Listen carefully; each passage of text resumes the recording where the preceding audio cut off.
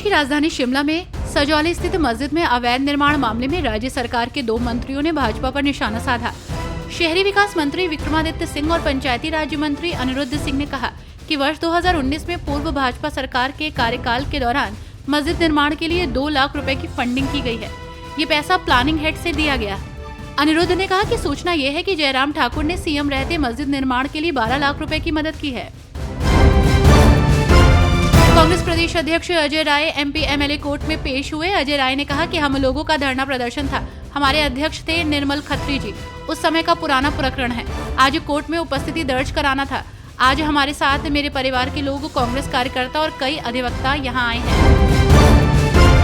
कांग्रेस नेता पवन खेड़ा ने कहा कि भारत की सत्ताधारी पार्टी भारत के नेता विपक्ष को जान से मारने की धमकी दे रही है। पूरा विश्व सुन रहा है। भारत की छवि ऐसी बन गई है कि सत्ताधारी पार्टी विपक्ष के नेता को जान से मारने की धमकी दे रही है। गृह मंत्री और प्रधानमंत्री जवाब दें कि उनके आवास से मात्र 2-3 किलोमीटर की दूरी पर उनका नेता खड़ा है और राहुल गांधी को जान से मारने की धमकी दे रहा है। आम आदमी पार्टी के नेता संजय सिंह बल्लभगढ़ से आम आदमी पार्टी के उम्मीदवार रविंद्र फौजदार के नामांकन में शामिल हुए। इस दौरान संजय सिंह ने बीजेपी पर निशाना साधते हुए कहा कि 10 साल से भारतीय जनता पार्टी का कुशासन हरियाणा में चल रहा है।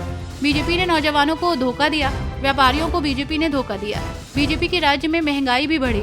इन सभी सवालों को लेकर हम जनता के बीच में जाएंगे। बीजेपी नेता रविशंकर प्रसाद के बयान पर कांग्रेस नेता सचिन पायलट ने कहा कि बीजेपी का एक ही मुद्दा है। जब वे 400 की जगह 240 पर आकर अटक गए तो वे अब सिर्फ राहुल गांधी को टारगेट कर रहे हैं। विधानसभा के चुनाव चल रहे हैं और जनता का रुख कांग्रेस की ओर है, इसलिए भाजपा के अंदर चिंता है। बिहार के उप मुख्यमंत्री सम्राट चौधरी ने कहा कि कांग्रेस पार्टी के राष्ट्रीय अध्यक्ष मल्लिकार्जुन खड़गे मानसिक रूप से दिवालिया हो गए हैं।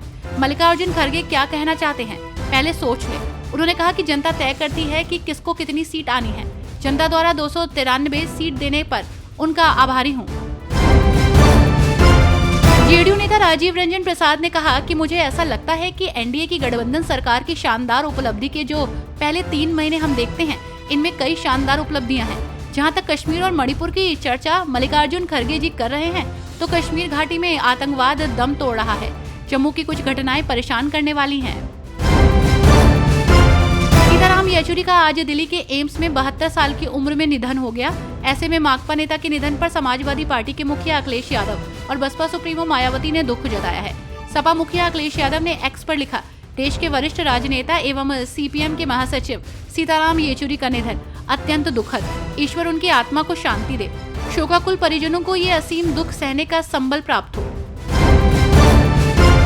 कांग्रेस नेता राहुल गांधी के बयान पर सियासी पारा हाई चल रहा है। ऐसे में केंद्रीय मंत्री जीतन राम मांझी और बीजेपी के प्रदेश अध्यक्ष दिलीप जायसवाल ने कड़ी प्रतिक्रिया दी।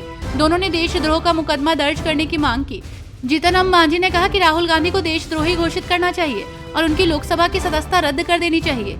हम ये भी कहना चाहते हैं कि जो दूसरे लोग जिनको देश में बोलना चाहिए, पार्लियामेंट में बोलना चाहिए, लेकिन यहाँ न बोल करके दूसरे देशों में जाकर बोलते हैं। शरद पवार ने सीताराम येचुरी के निधन पर कहा कि उन्हें वामपंथी दलों के महत्वपूर्ण आवाज के रूप में याद किया जाएगा।